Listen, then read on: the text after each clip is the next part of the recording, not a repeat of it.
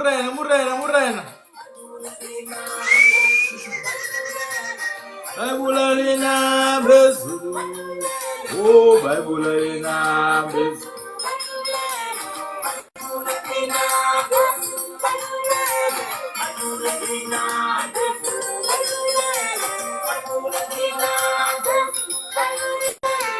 Baibulina bezulu. Baibulina bezulu. Baibulina bezulu.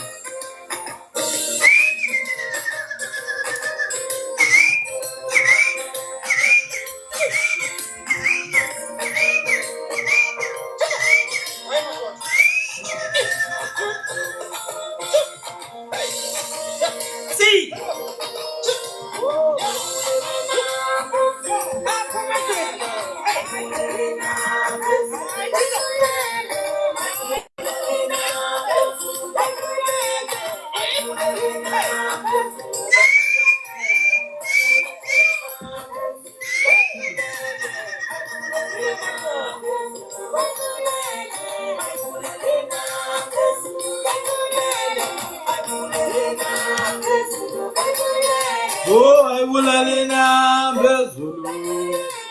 Baibulina bezulu. Baibulina bezulu.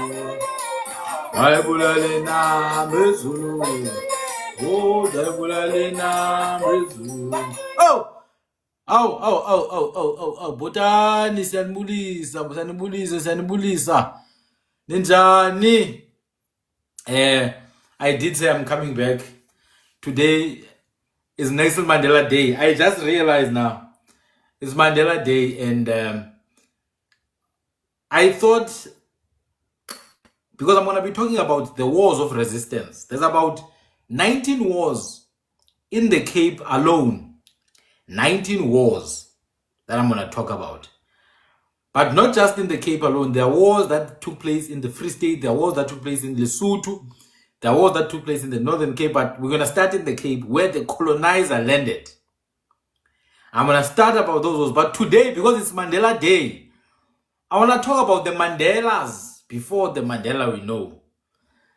I want to talk about the Mandelas that were there before the Mandela we know today. And one of those two men, both of which were imprisoned in Robben Island before Mandela was in Robben Island.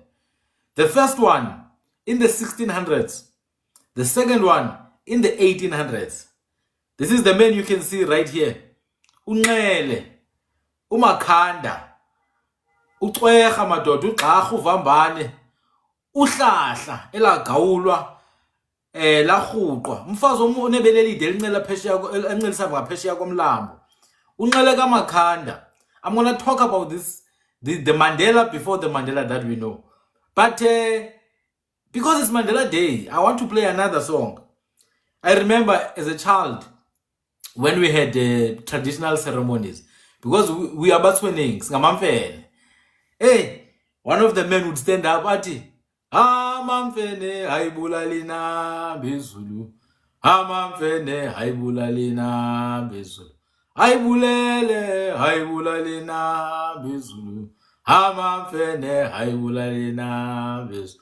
Haibulelina bezulu. Haibulelina bezulu. Oh, my daughter. Yes. I'm going to play one song, my people. We're going to go in. The Mandela before the Mandela that we know today. See. Makhanda is Gahahabe. Makhanda is Gahahabe. Makhanda ngo 1800s. Uthi makhosandina nendlebe sizelimiphula. Engevaqelelwa. Nilahla masiko nethethe zoyihlonshi. Nifunda nophoyana. Nisezokhala somfazi okheleyo. Nilahla imikhonto nayishiyelwa ngoyihlo khona ukuze kuphile umzuphela. Baseza kuyikholonyana bayigwaze ngayo. Nikunde nibuyelele emadlakeni. Nibulawa ngonyana benu. Makhanda, athi bamadoda edinyileyo wathi kunxele ophambanayo kodwa ke kunjani namhlanje amadoda wayemulele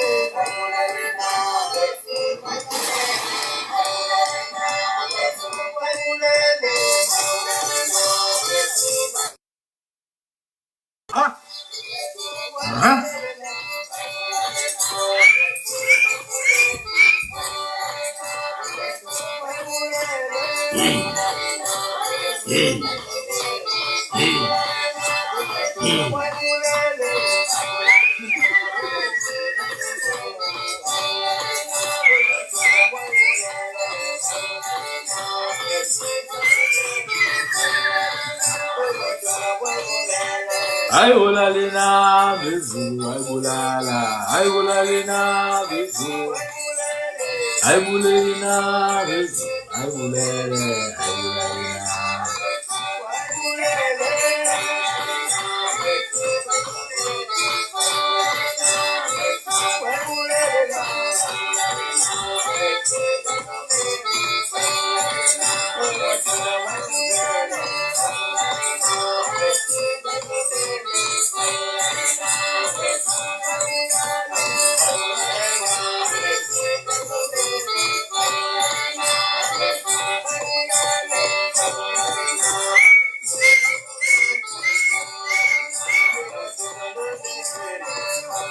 Suka njalo ndamyambe wetini.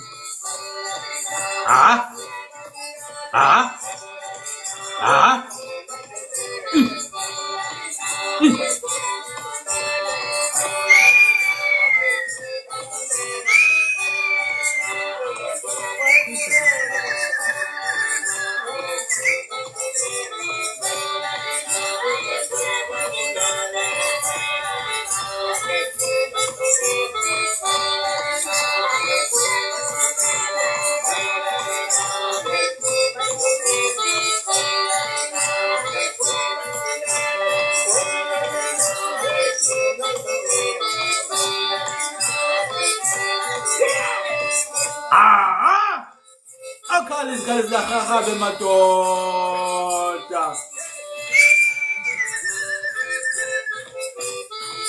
Kuza semafene madoda. Ayina bezu. Ayulalina bezu. Ayulalina bezu. Ayulalina bezu. Ayulalina bezu.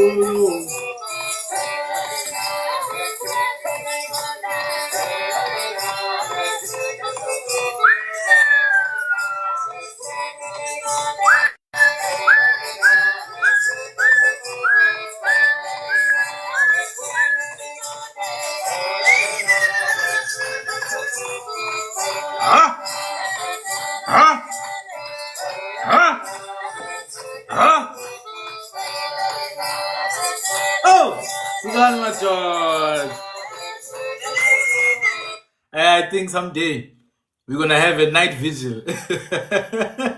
We're gonna deal with.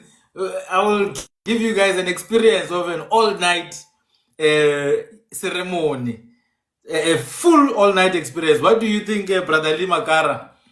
A night vigil where we just play indigenous music. We dance, we'll tell stories. You are there on your side and the other people are there on their side because, you know, those things are not being done anymore. Yeah, I think someday we're going to do that. We just go at it the whole night. Muranalingo, am I the only one that sees Sandile resembles Evan Jim today? Yeah, I think you see my face properly. I think you see my face properly today because I put the phone level with me. Normally I put the phone down so you don't see my face, but today I think you see my face. Yeah. No, the night vigil, I'm planning it. I will do it on one of these days. I will look for maybe Women's Day. Maybe Women's Day, August, because it's a holiday the next day. Yeah, I will just do a night vigil. I will dress traditionally. Hey, we'll go at it. My people, the song says, Waibulali Nambezulu. Inamba is a snake. Inambezulu is a reptilian that is understood in our culture as in being in control of storms and weather and rain. Inamba yezulu. Izulu is the sky, but Izulu also is the weather, climate. It's like what the Europeans, the Nordic people call Thor or Dunner, the thunder god. But for us, we don't call these things gods, man. It's nature. It's not God, it's nature. Yes. I'm gonna do the night vigil. We're gonna go crazy because I think people are hungry for this now. Yes, Inambezulu is a reptilian, Mosakiri, because it's personified. So it can't be just a normal snake. It has to be a snake that has some kind of consciousness. Like Inkanyam. Inkanyam is a reptilian. Be it a dragon reptilian, be it a snake-like reptilian, but it's still a reptiloid creature. So Inambezulu represents a reptilian that we understand as being in control of the weather.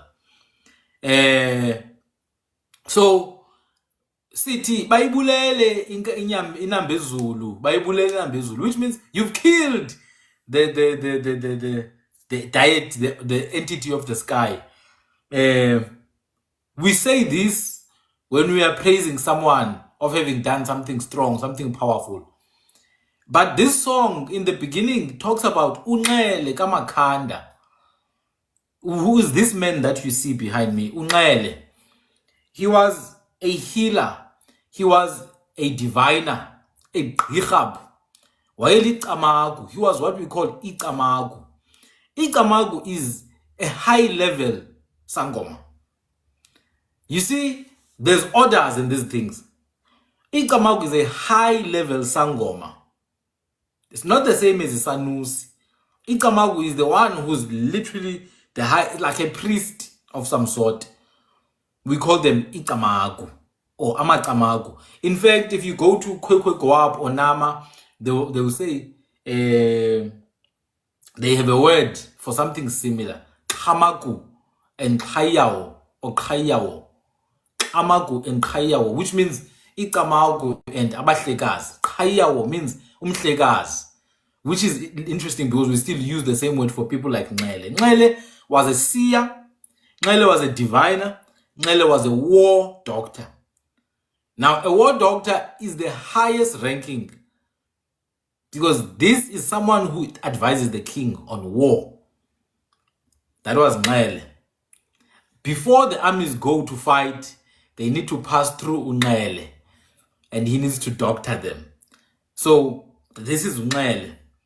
He was born in a place that today is called Aricha or Eitenach or The Hague. Eitenach or Eitenach, Tinacha, Eitenach or Itinach in the Eastern Cape. He was born there.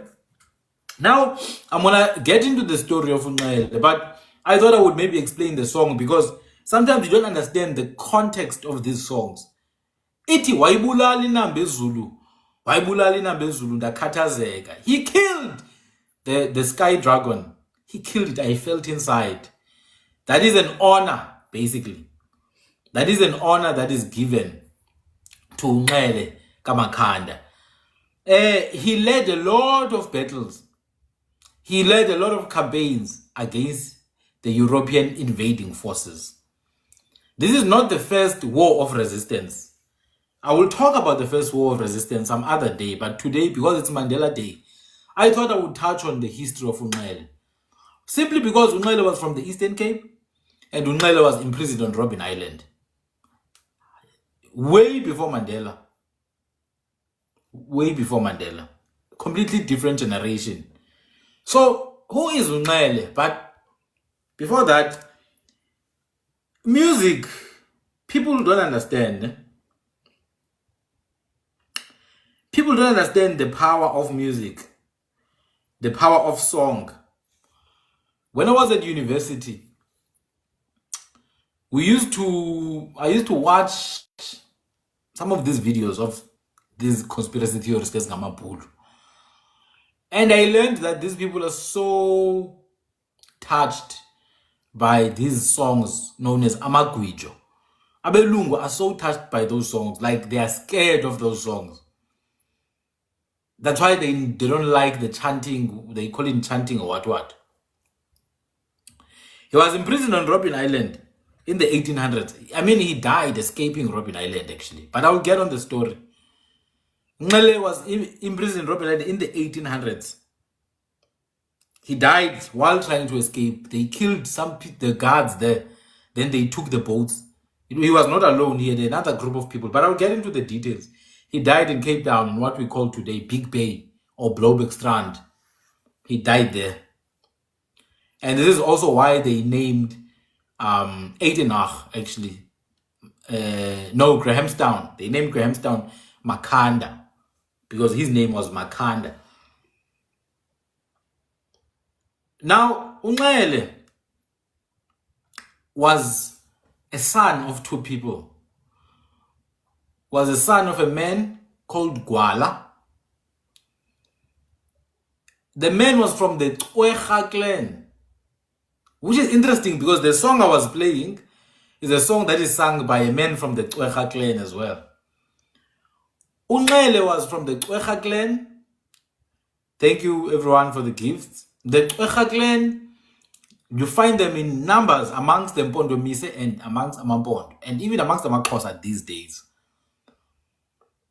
Now, there's an author called Zeksimda.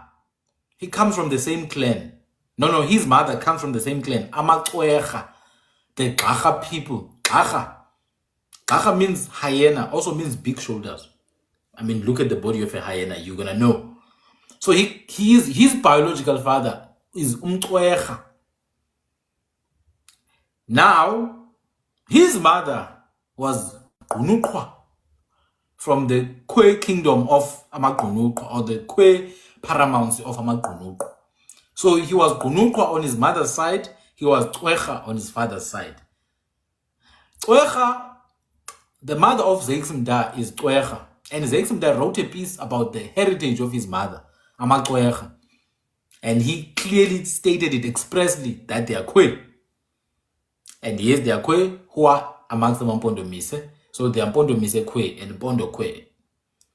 I'm putting in retrospect these facts because we need to understand the story of South Africa has not been told yet. Ungaele Makhanda was Kwe from the Twecha people. His mother from the Gonukwa people within the Xhosa kingdom. In fact, he was a chief advisor of a Xhosa king, by the way. So he was a proper Xhosa by the definition of being Xhosa. Makhanda. So he was born biologically from these two clans, Amakwecha and Amagunukwa. But his father passed away when he was still young. I think his mother remarried into the Ngwevu clan. Amangwevu, who themselves are indigenous Xhosa people. The Ngwevu people, Ngwevu, by the way, means grey. Can also means blue. If you go to Kwi, you find the same word Ngwevu as Kwebu. Kwebu. You see? Ngwevu or Ngwavu.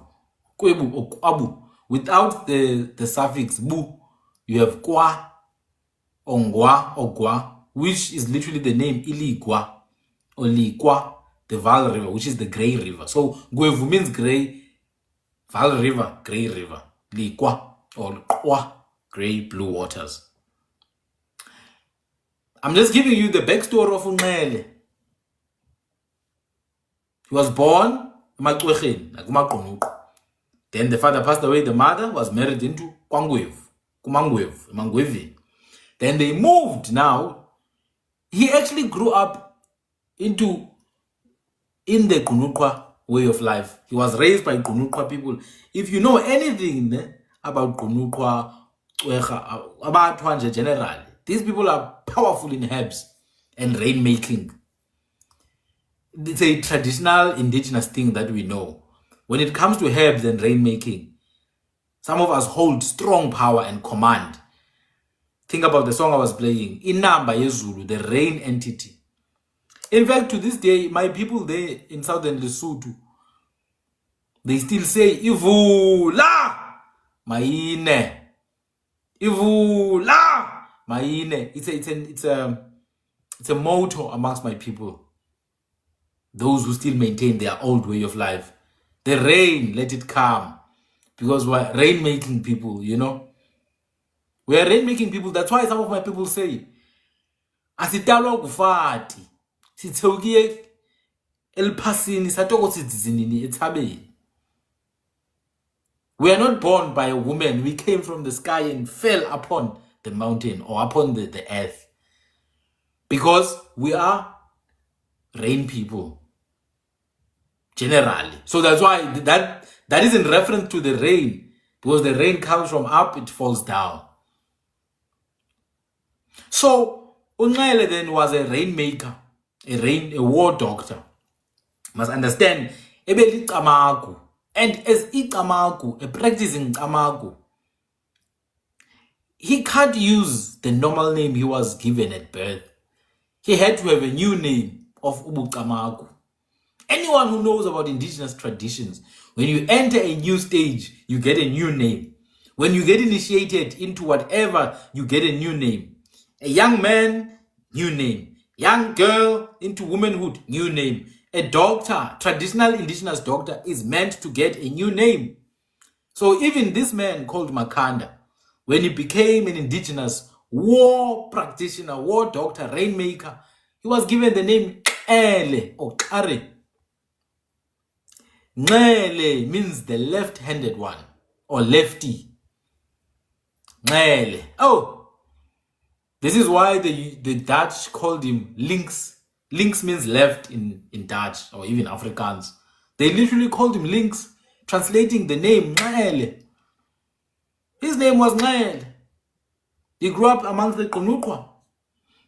Now, tell me more about the story of Ngele Sandile. You say, listen to what I'm saying. When he was young, he was given the name Makanda, the crushing one, the crusher. Ukukanda is to crush, is to hit with something. So he was called Makanda. But as is the norm in indigenous names, like I explained the name of Mandela, indigenous names are very nuanced. You must understand. It's not just one. They are very broad. Amagama esintu ambak. They are very broad indigenous names. The name Makanda, though it comes from the word ukukanda, to crush, it also comes from the word ukukanda, to mold. So Makanda, not only does he crush, but he also molds in the same manner. This is exactly the same way that Mandela was named. Mandela, his last name. Ukundela is to take root, is to aim and not lose focus. Is to take root and go in deeply. When a tree has deep roots, sithi umthi wandele emhlabeni. Ukwandela, to go deep and take root on something. When you point your eyes towards a prey in the bush, when you are hunting, amehlo andela kwiqhama, your eyes set and established as you are looking at the hard beast. No, Makanda, remember, it's Makanda, not Makhanda. The head is called Ikanda, but the name is not Makhanda, which would be heads. The name is Makanda, from ukukanda, to hit or to fix something. You see, if someone is making shoes, a shoemaker, kumkhandi, uyakhanda, he's making. People who make cars, mechanics, bayakhanda. So to mold something with your hands, ukuqonqa, ukuqoqa, nokuqulunqa, ukukhanda is to mold it with your hands, to make it to come together. The same way, Madiba means the same thing. Because Diba is to close a hole that has been opened. Hence, a little lake of water is called Mudiba. It's Ziba because the water come together. But Diba also means to bring things together, man. Diba. I remember when we were younger and chickens were fighting, we would say, Dibi, Dibi, Dibi, because Yeah, we are bringing them together to fight. That was a bad one. But you can bring things together for good reasons. I'm just giving parallels here. Same thing as Makanda. To crush, but also to build anew. Ukanda. This is his name. He was given by the mother. But when he entered the practice of Ubuqamagu, his new name was Nele. His new name was Nele. Nele was married, by the way, in adulthood. He was married to the sister of a chief or a Bia. Now, a Bia is a leader amongst some of the Kwe peoples. They did not necessarily have kings. They had leaders, heads. Bia means head. It's like in Duna, basically. Bia means a head. Bia, or Mua, or Munqa, Bika, or Munqa. Depending on your dialect. Munqa is a head. Mngambulo, head of a cow.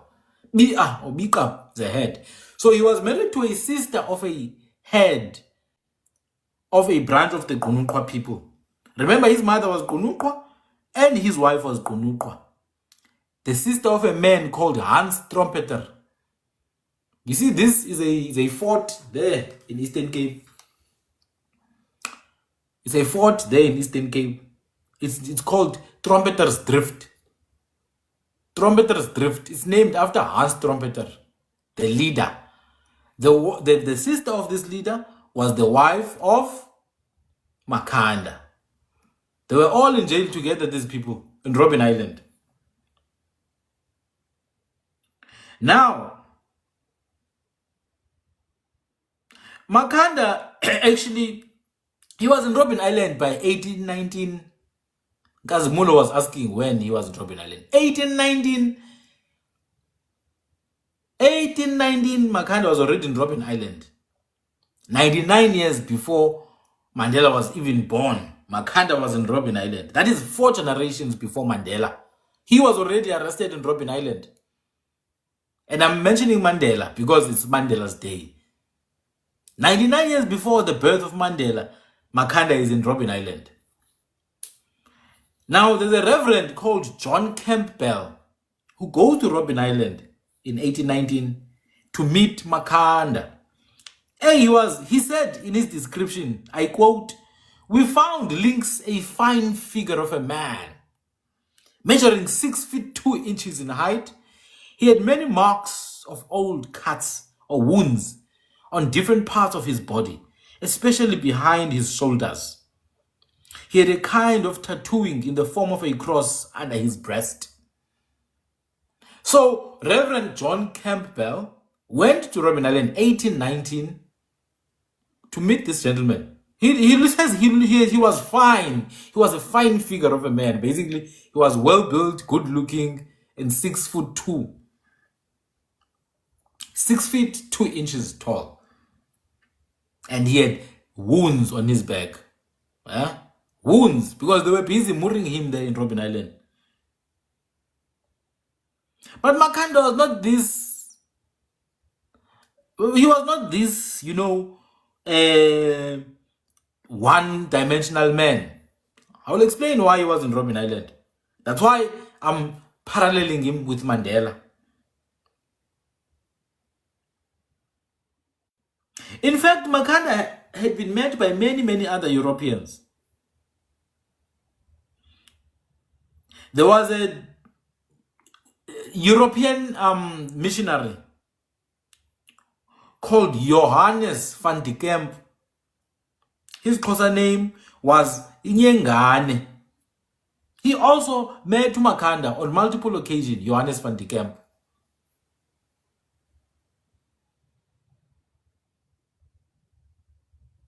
You see, this was 4 generations.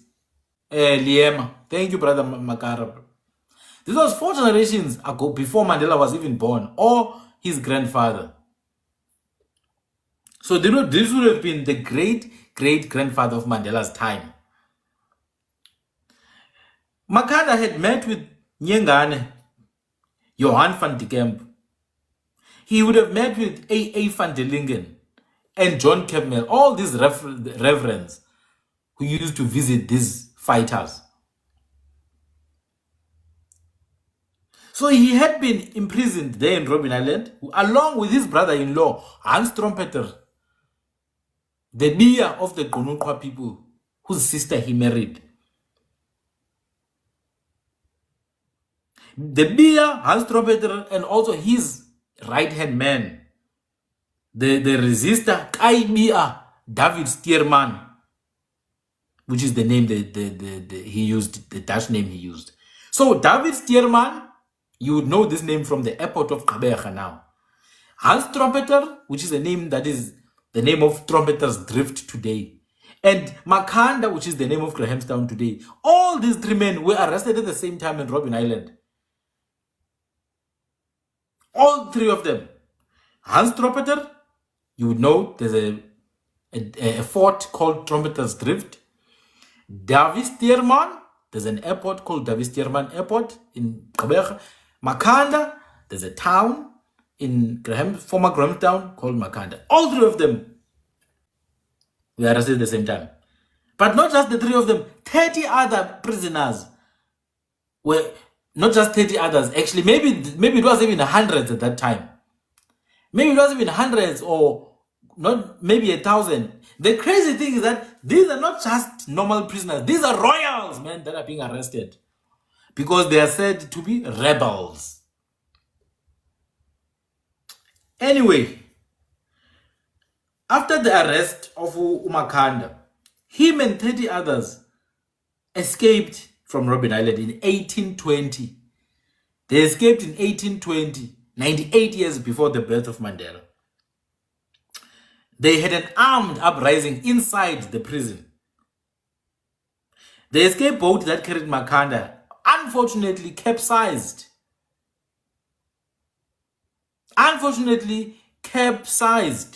It turned upside down, basically.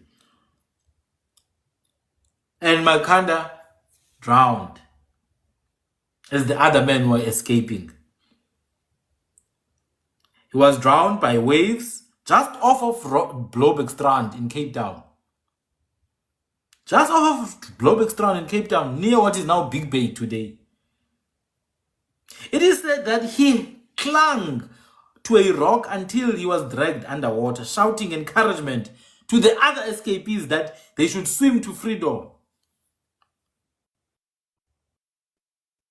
Do you understand that as he was drowning, he did not cry, "Oh, mama, I'm drowning." No! He was telling the others, "My people, run. Run. Don't be afraid. Don't be afraid." But why? Why was Makanda arrested and all the other ones? Firstly, guys, you would need to realize that the arresting of indigenous leaders did not begin yesterday. It happened since the 1600s with Auchumao in Cape Town when Jan van Riebeeck began the first war. When he began the first war conducted by the Dutch, thank you, Makara, my brother. The first war that was conducted by the Dutch, called the Cold War. It was conducted just below the slopes, just by the slopes of Table Mountain. In 1652, as these people are anchoring their boats, not to say they were arriving, they were already here, but as they are anchoring their boats, already they are committing genocide. 1652, they began a Cold War. What do? They are claiming a river. Uri, this river now is going to be ours. The river called Khamisa. Khamisa is a river, or Khamisa. Kham means water. Sa means sweet, or all of us. Khamisa, the sweet river for all. Kamagumurena Makar. So Jan van Riebeeck arrives with his friends. He says, "I'm taking this river today. As I'm arriving here in Cape Town, the river is mine, and so is the city boat." And this is not even a big group of people who live off the river called Khamisa.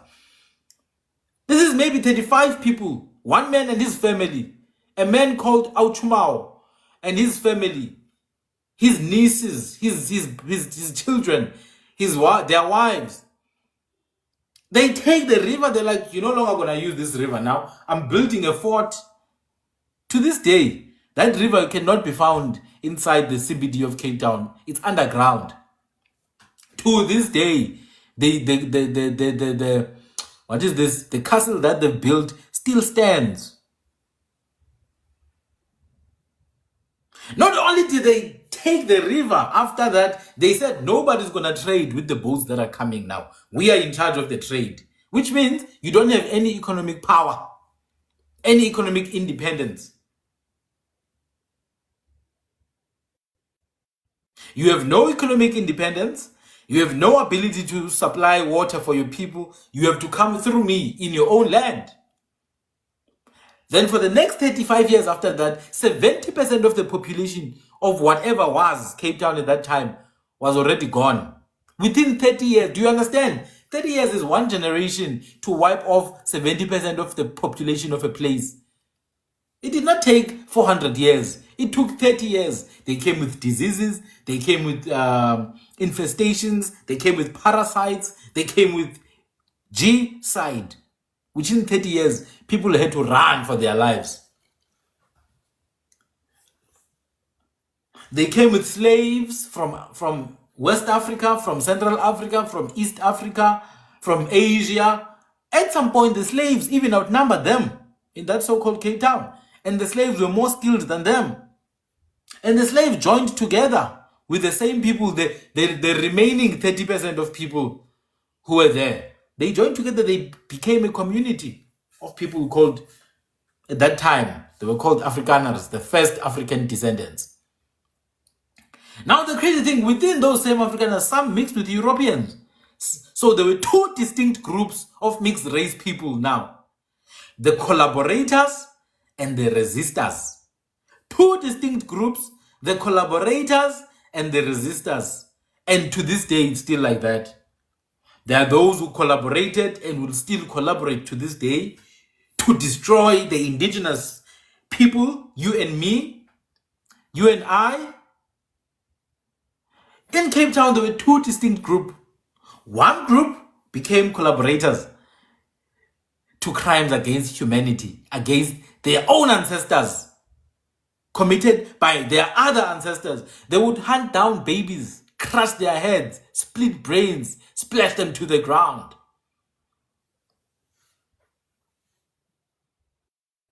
That's what they did, collaborators.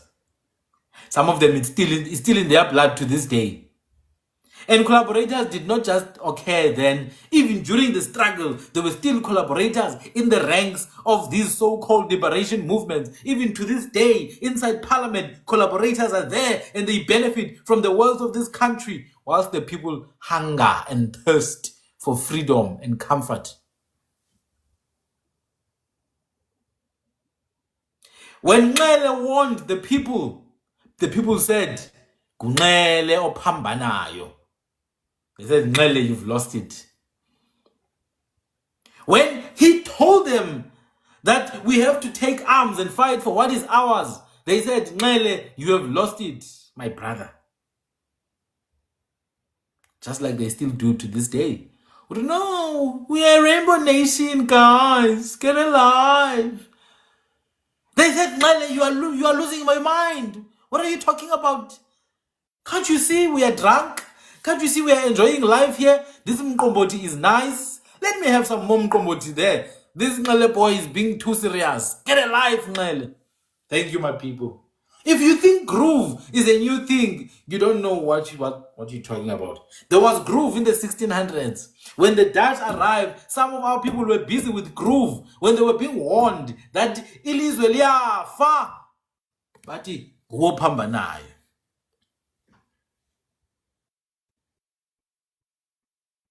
When they were being warned that ilizwe liyafa, they were busy doing the equivalent of whatever, amapiano, whatever. They were doing it in those days.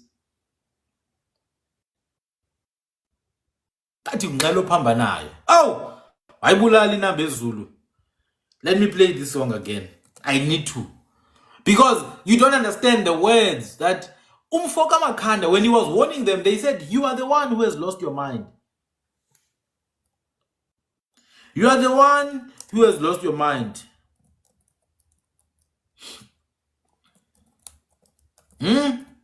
Oh, my daughter. Ayibulele enambezulu. So, before the Mandela we talk about today, we must not forget that the battle had already started long ago. But the battle was not resisted by the Dutch only.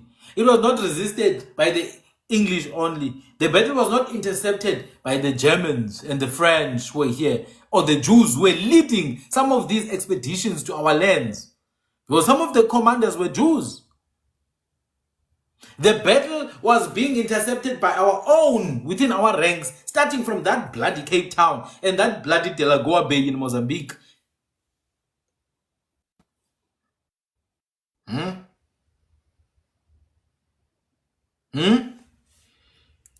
Lest we forget. So, what happened to Krizani and what happened to Steve Biko also happened to this man you see here, Makanda. To this day, most of you, some of you, it's your first time you hear about him. Why? How come? How come it's your first time hearing about Ungaile? When his life ended, he was literally just trying to fight for his land. But you know about Adolf Hitler.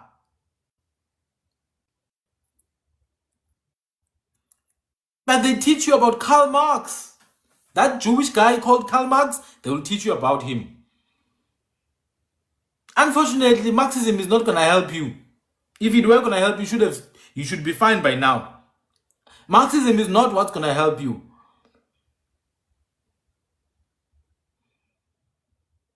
And you start by acknowledging that your solution is not Marxism. Your solution is not Leninism. Your solution is not socialism. You may take advantage of some of the principles in those tools. But your solution is yourself. You must own yourself. You can't be owned by the IMF. You can't be owned by the World Bank.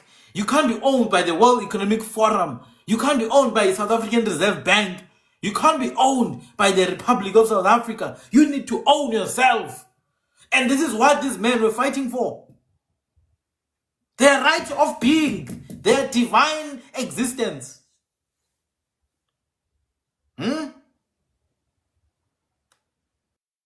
We don't yet understand. We think this is politics. Mara Absa can take your car anytime. FNB can grab your house anytime.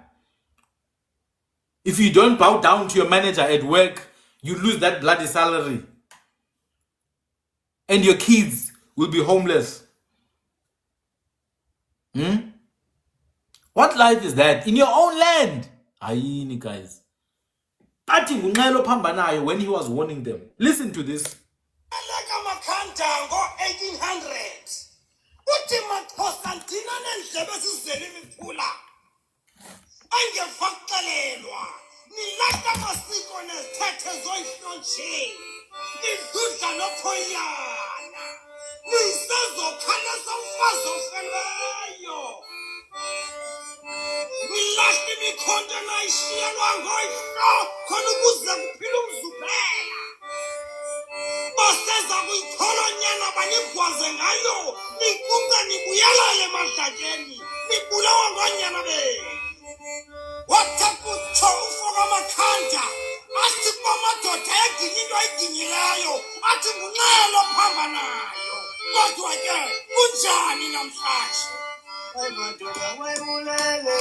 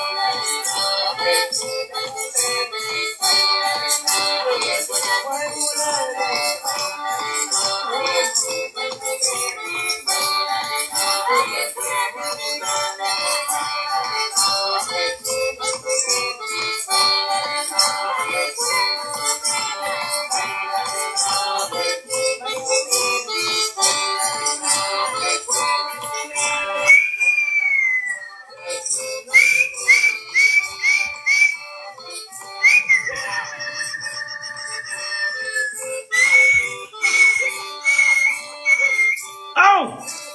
Sugandia! Be.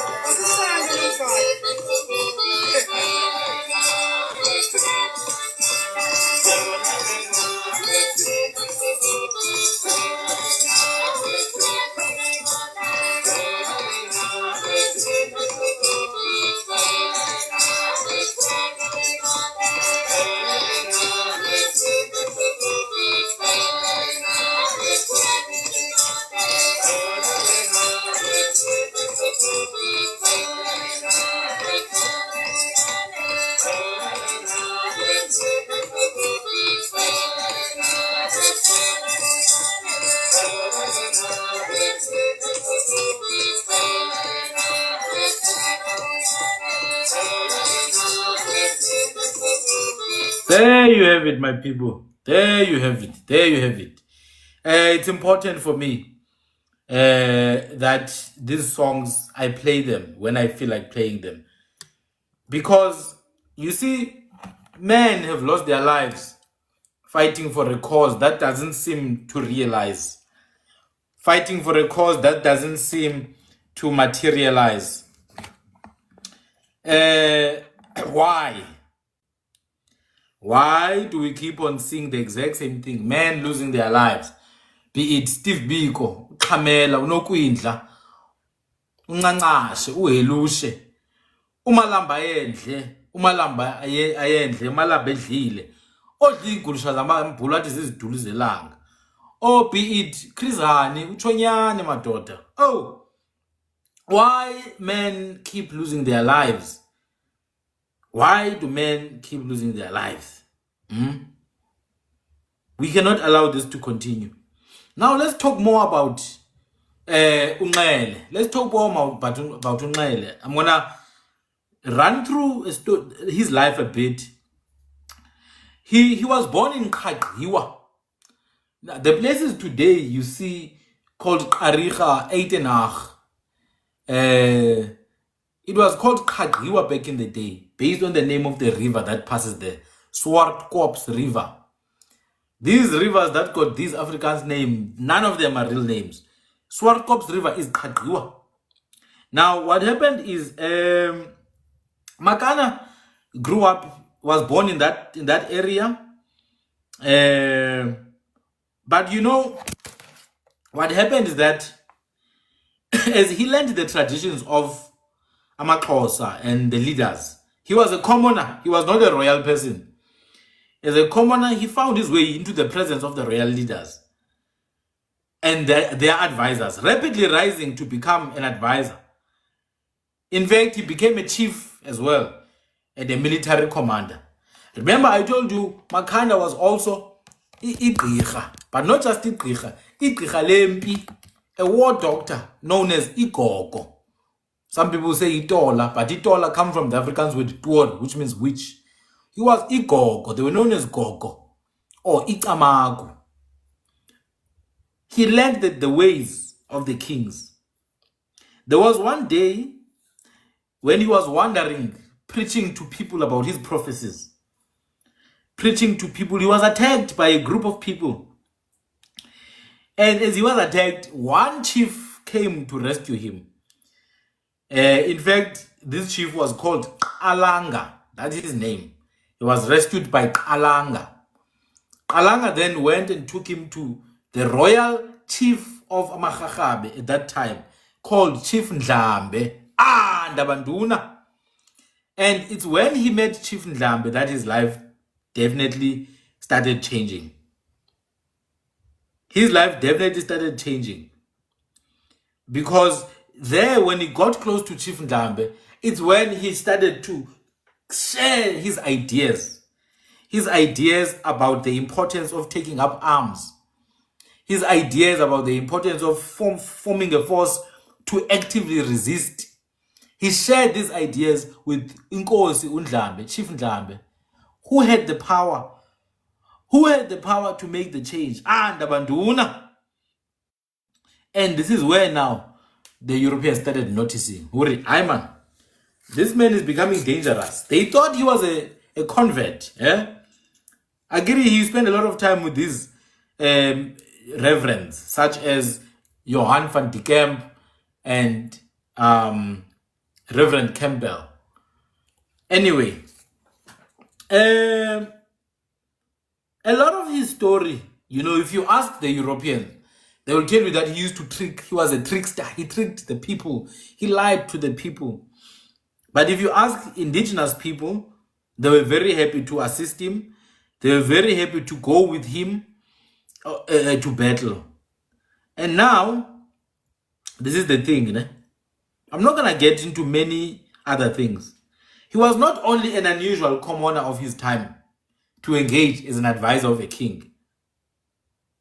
He was not the only one. There were many other commoners who used to have advised kings. For example, Ngokumeshe that I mentioned, whose name was Henry Matros. He was the son of a slave, but he was allowed and accepted into Amakos.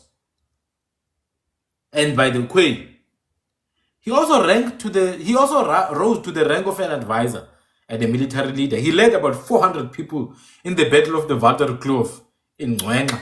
That's Ngokumeshe. He was a commoner, a slave descendant. So in our culture, we allow people for their talents. Likewise, the rebel Boer nonconformist Conrad de Buys, who had one of many wives, the mother of Chief Ncika. It's crazy. It's crazy because the mother of Chief Ncika was busy dating a white man called Conrad de Buys or de Buys, whatever. I think it's de Bois. I think it's probably it could be, I don't know. He was dating a black woman during a time of strong resistance from Europeans. So there were many commoners who were busy working with who? With royals at this time, because the environment was so sensitive. It was so sensitive. And there was a couple of white rebels as well who were running away from the Cape Colony, from the Cape Colony and the British invaders who were now coming into the country. Some of these white rebels ended up joining. They ended up joining the Xhosa and the Kwe in their fight. Some of those were like German class Liebenberg, the German class Liebenberg, and the Irishman McDaniel, and Boers such as Bezuidenhout and Faber, together with Conrad de Buys. These people were actively aware of Makanda's struggles for his people's self-division, because now it's already the 1800s. The English have already entered the country since 1779, and they are starting to take lands. But they're not just taking lands now, they are committing unaliving at an unprecedented rate. at an unprecedented rate. And this is all because of land. The British want land. So Makanda then had to stand up, shoulders above all. He had to lead a full attack by 10,000 warriors. And this is why he was arrested. Someone had asked, why was Makanda arrested? He led 10,000 warriors. 10,000 warriors on a full frontal attack on the British garrison town that was called Grahamstown. Guess what the town is called today? Makanda. The same town he went to attack, not because he was a warmonger, but he had to defend his right to exist. 10,000 men were led by Makanda. This is where the difference between Makanda and Mandela now is in. Makanda said, I'm not going to make peace with the British. I'm going to make war with the British because the British came and made war with me. They did not come and make peace with me. Makanda made war with the British. Win or lose, but he fought valiantly and honorably. And this is where now the parallels start to deviate between Makanda and Mandela. And I'm not criticizing, at least not yet. I can dedicate an entire life to criticize Mandela. But Makanda said, not in my name. I'm going to fight for what is mine. 10,000 men. He attacked the British garrison town of Grahamstown. In Makanda today. It's called Makanda. This attack had all the hallmarks of a major military battle. From its early espionage and intelligence gathering to its planning and implementation.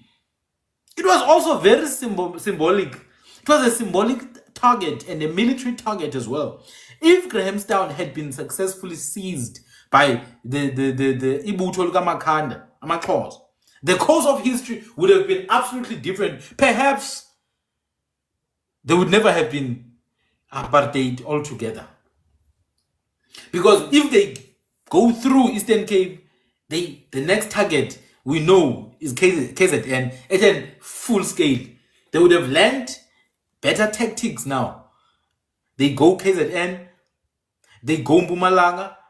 By the time they get to Limpopo, they have all the knowledge on how to attack and exterminate our people. So Makanda then led this attack, and this is what led him to be arrested. Grahamstown was therefore named after the butcher. It was named after a man who butchered Amaxhosa in the Zeerveld. In the Zeerveld, a man called Colonel John Graham. Colonel John Graham is the one by whom the town Grahamstown is named. It's always discombobulating, utterly boggling for my mind when these apologists of colonialism, such as Helen Zille and the puppet radical racist, this Russian Jew, what's his name, Rob Herzog. It always boggles me when they come and say, no, colonialism was not all that bad. We were butchered, mother. We were butchered. We were raped and unalived at an unprecedented scale without any mercy. Men, women, and children. And then they want to name our towns by those very same people. How dare you name a town Port Elizabeth? How dare you name a place Harrismith? How do you have the unmitigated temerity to name a place George in Ireland? And it's just amazing to me when our own people, in their utter delusion, think they are being cool when they resist name changes. Just recently, I posted a video explaining Gqeberha. And one idiot in the comments was like, we still call it Ebai. He thinks Bai is Xhosa. He doesn't know that Bai is the bay, the Algoa Bay. They called it Algoa Bay. But that place is not Algoa Bay. That place is Gqeberha. It's always been Gqeberha. So he thinks he's being smart with me.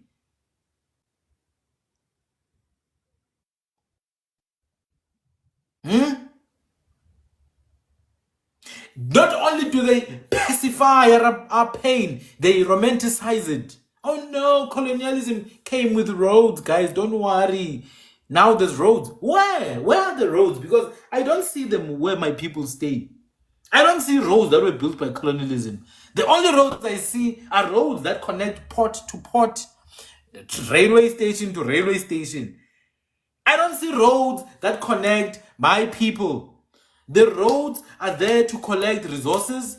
The roads are there to deliver resources from one port to another. So this was the Mandela before the Mandela that we know. But this is the Mandela who chose to fight. This is the Mandela who didn't want a seat at the table, but who knew that he owned the wood altogether. It shocks me when even people like Julius Malema will be saying nonsensical stuff like, we don't saying we were chasing you away. We just want a seat at the table. Why do you want a seat at the table? You are the owner of the tree that made the table to begin with. And this is what Makanda was fighting for.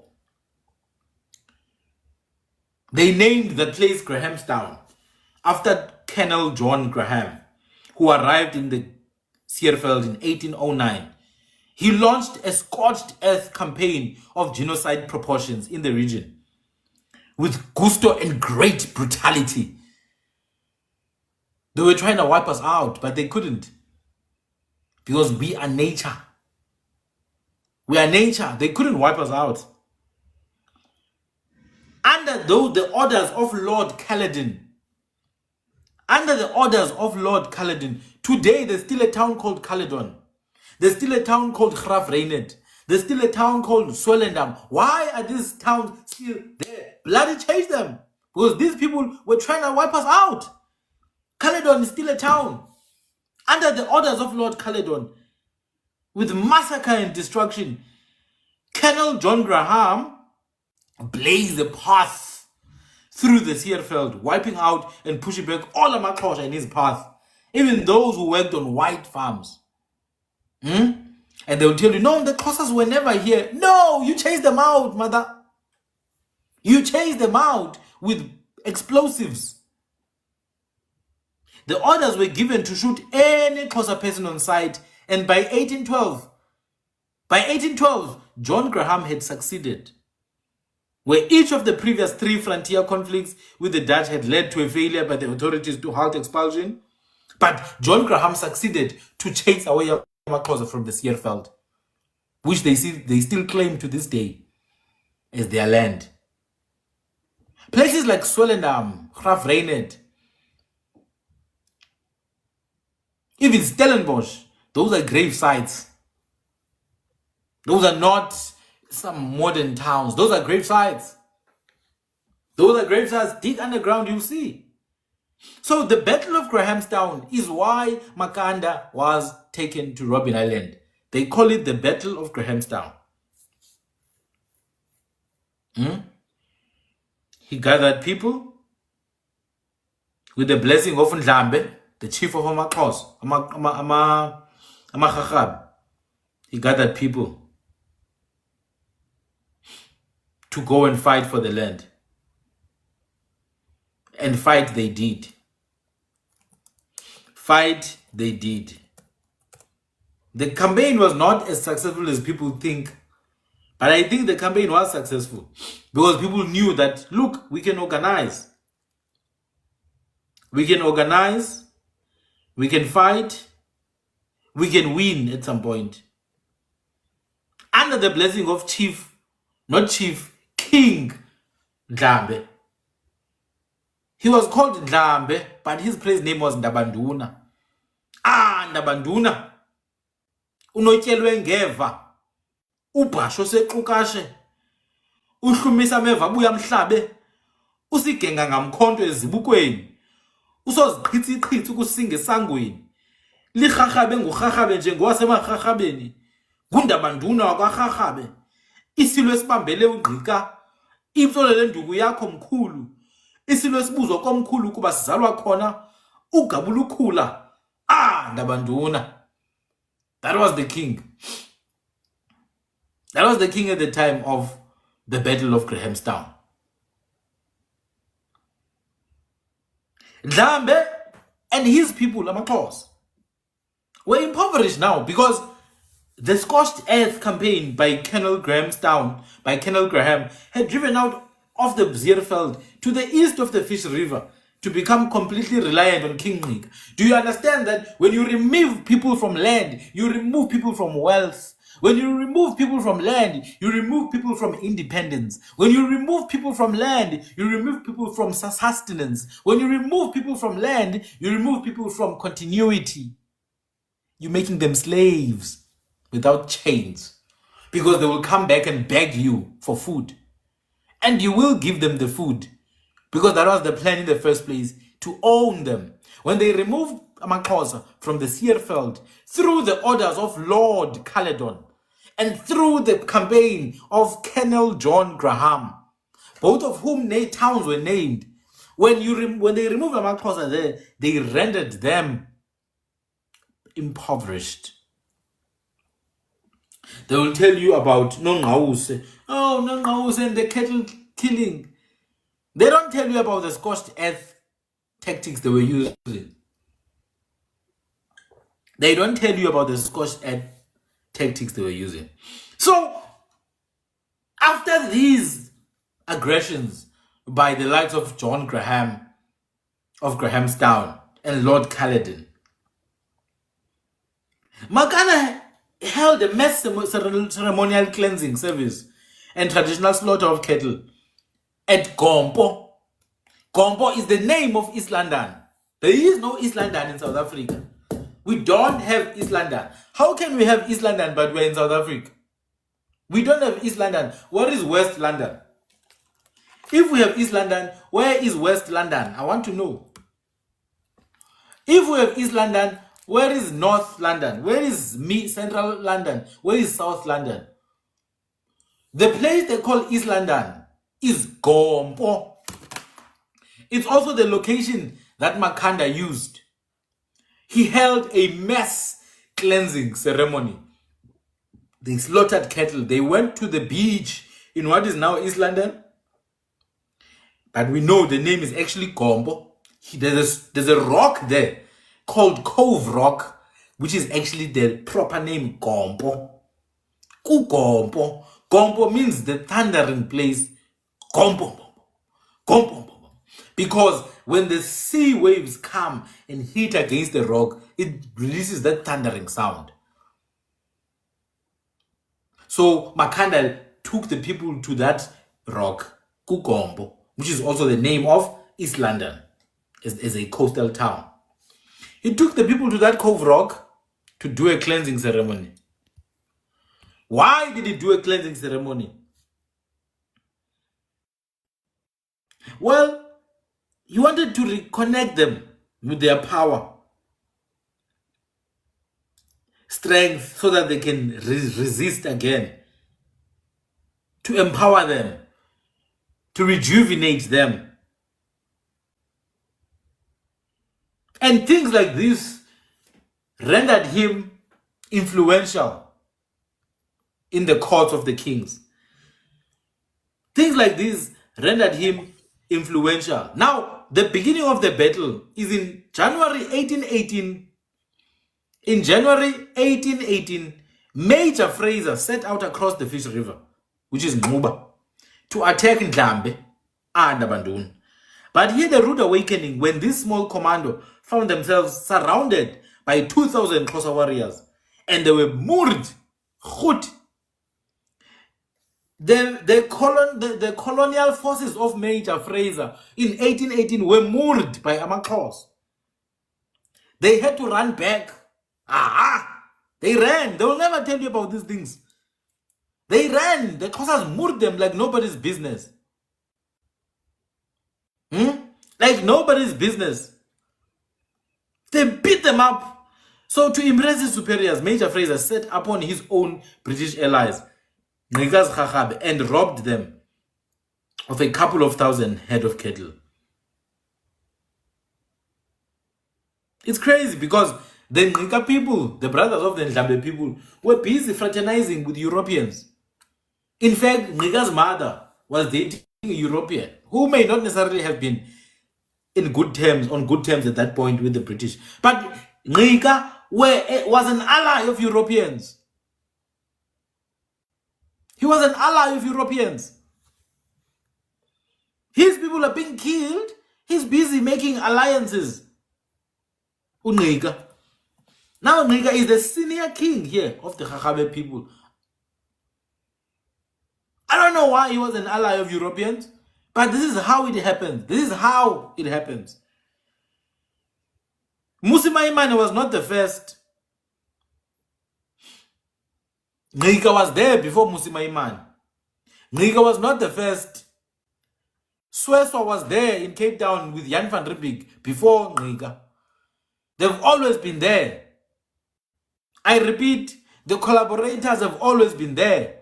You see them there today in the ANC and in the DA and in the EFF and in the UDM, and you see them in the IFP, you see them in Umkhonto weSizwe, you see them in all political parties. They are there.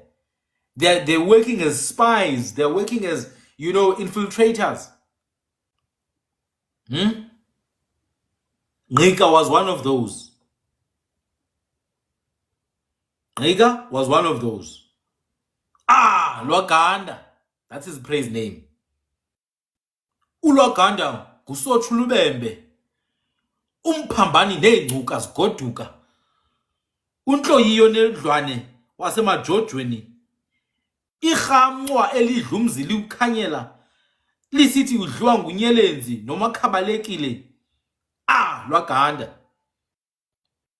I just say that in honor of his bloodline, but not him as a person, because he was a sellout. Not only a sellout, he was weak. He was weak. Like they are all weak today. Busy opening commission of inquiries day after day. Yeah, but people are hungry. Look at the condition of Johannesburg. Look at the condition of the Eastern Cape. Look at the condition of Limpopo. People are hungry. People are homeless. How many commissions of inquiry do you need?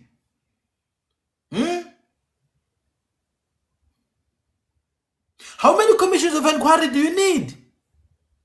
No, go and check it. Ncika, he worked with Europeans very closely even. In fact, Ncika's mother was dating Conrad de Buys. There's a reason why Ncika's mother is called. The reason why British are called Amabandla akonibe. Nonibe is Ncika's mother. Nonibe is Ncika's mother. She was in charge of Europeans. She was in charge of taking care of them. To this day, in isiXhosa, we call Europeans the armies of Nonibe, Amagwangqa or Amakhoeqo akonibe. Ncika's mother, he loved Europeans. They turned on him. Check it out.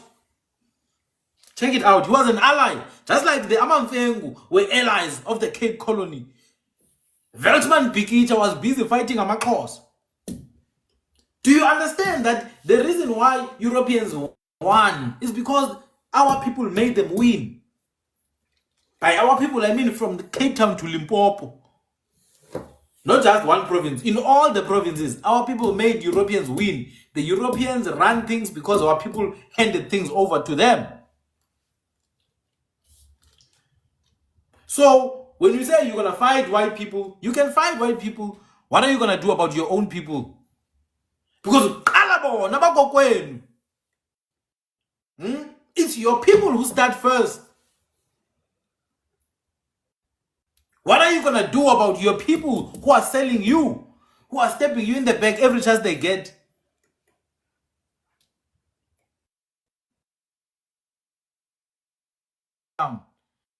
The population was split in two, collaborators and rebels. Obviously, the rebels are being labeled rebels.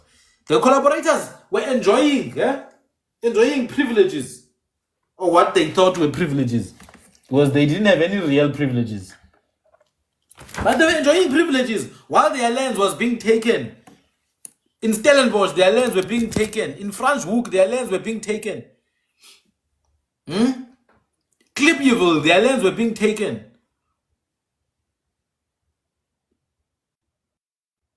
So the real fight is to first clean your own household. Lungisa indlu yakho. Qoqa ucoce indlu yakho. Mntu. This is what Makanda was fighting for. This is what led to the Battle of Grahamstown. It was not just a battle that took place in one. It was years in the making. It was years in the making. I'm not going to get into all the battle, all the details. But anyway, they arrested him. They took him to Robben Island.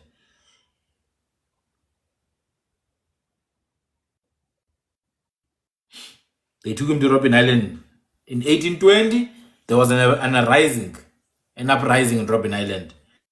Makanda, Hans Trompeter, David Stearman, and his brothers and 30 other people, they tried to escape Robben Island. Many of them were able to escape. They left Robben Island, but Makanda did not make it. His boat capsized, and he passed away in Blåbækstrand. Some people were saying Blåbækstrand must be named Makanda Beach or Makana Beach. That would be nice. I think Makana Beach would sound good for Robben Island, and they should make some kind of beacon of remembrance for him. So before the Mandela you know today, before Steve Biko, before Grisani, there was Makanda. He was also in Robben Island. But he did not become docile in Robben Island. Inside Robben Island, he led an armed uprising. That is the spirit I'm talking about. Don't tell me long live the spirit, long live the spirit. Mara, the spirit you are saying long live too did not do anything for me. The spirit was enjoying the privileges of coming from a royal family, of being educated by the colonial authorities because they were the children of chiefs. All these politicians you see, all of them, Winnie Mandela, Holomisa, Zuma, Thabo Mbeki, Nelson Mandela, all of them are children of chiefs. All of them. That's why they were able to go to school. They were children of chiefs. And they didn't, it's not their fault that they were children of chiefs, by the way. It's not their fault. It's also not their fault that the Europeans targeted them, because the Europeans knew that if you get the chiefs to be docile, these people believed in their chiefs so much, they worship their chiefs. If you get the chiefs, and I'm using the word chiefs just for this purpose here, if you get them to be docile, you are done. You are done. Someone was asking if I do write books. Yes, I do. Find me on YouTube, Sandile Tukani on YouTube. Please subscribe. Please watch the videos. I upload all my lives on YouTube, Sandile Tukani. That's my YouTube channel. Also, subscribe to my TikTok if you can. Support the work. I do hold sessions for those who want an in-depth deep dive into indigenous languages. Kwe, Kwi, Juktwansi, Kha languages. Kwemana Kwedam, Kwinkia, isiXhosa, isiZulu, Sipedi, Sotho. I do deep dive. But I don't just teach A, E, I, O, U. But I teach the root where all these words come from.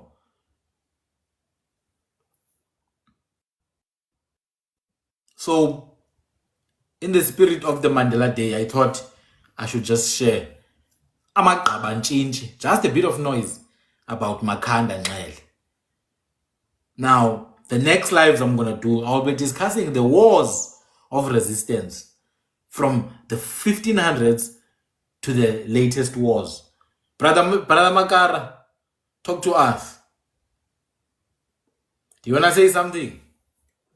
Or are you still with us, my brother? I know when sometimes you'll fall asleep. I think the brother is asleep there. Understandably. The history is so good. It's so heavy. Brother Sonin, how are you?